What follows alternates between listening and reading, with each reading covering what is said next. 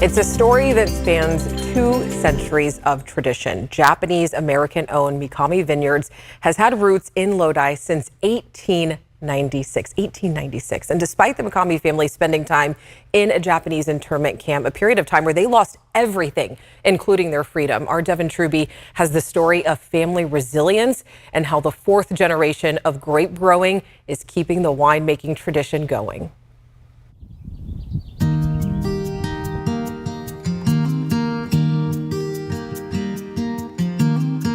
On a 15-acre vineyard in Lodi, 120 years of tradition is in bloom. While this plot of land hasn't always been Mikami Vineyards, it's always been grapes.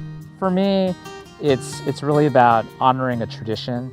Third-generation Japanese-American Jason Mikami is continuing the legacy of his grandfather, Teruchi Mikami, who immigrated from Japan to Lodi in 1896 at 13 years old. So Mikami actually is composed of 2 Japanese characters.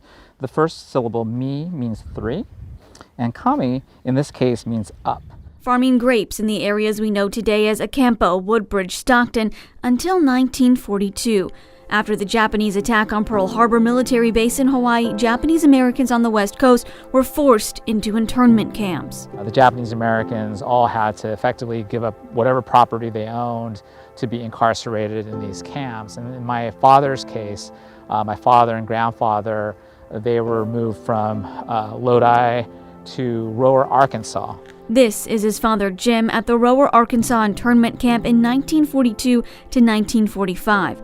His mother, at the time facing another first in U.S. history. She was living in Hiroshima, Japan.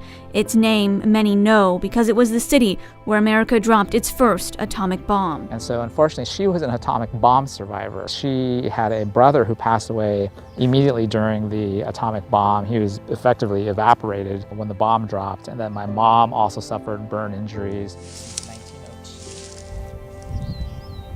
As we walk the vineyard, Jason recounts the terrible history that had so much impact on his family. When the Mikamis returned from the internment camp to Lodi, things were not the same. Because of various laws at the time, they did not own that property. So they were effectively renting out property. Returning to Lodi with just a train ticket in their hands and whatever they could carry, the Mikami men returned to the only work they've ever known, growing grapes. Whether you call it the immigrant spirit or you call it, the American way, my grandfather and father, they just continue to work as workers, as farm workers. They worked different properties and eventually saved enough to purchase the initial property in the 50s. In the 1950s, the Mikamis were finally able to purchase land in Lodi.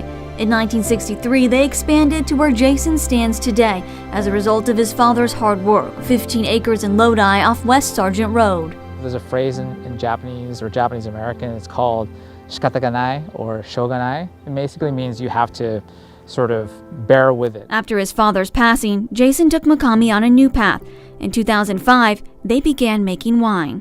My mom always instilled in me that, this is our family land, and so, don't think about selling it. He says it's important to honor traditions so many in his generation have abandoned. There were a lot of Japanese American families farming in this area, but my generation, post-college, tended to move either to the Bay Area or other locations and to move out of farming. Winemaking is not an industry many minorities have ventured into. Even Jason admits it was a risk, but one he wanted to take.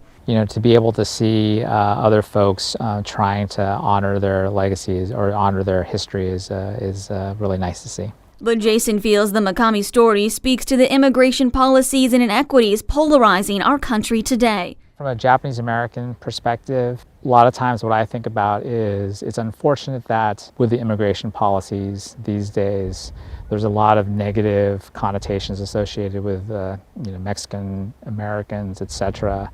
And, their story today is no different than my father's story, 50 years ago, in terms of whether it be either forms of racism or having stereotypes put upon you. And so it's really important for us to not relive that history of Treating Mexican Americans the way the Japanese Americans were during World War during World War II. Same thing for the Muslim Americans as well. For Mikami, keeping his family story alive is very important. To think about what my grandfather had to do to come as a 13-year-old or 14-year-old boy to the United States back in 1896, to what my father had to endure during World War II, and now being able to actually carry on their tradition of grape growing and now producing wines. What keeps him going today and doing this hard work is his family. I think they would be very proud. They would be very happy that I'm continuing to still own and operate the property and try and produce something under our family name. A story that spans 120 years and 3 generations of wine growing. It really means a lot to be able to pass that along to my daughter. Mikami Vineyard is planning an expansion on the property and hopes to be open to the public for tastings and also for sharing their story.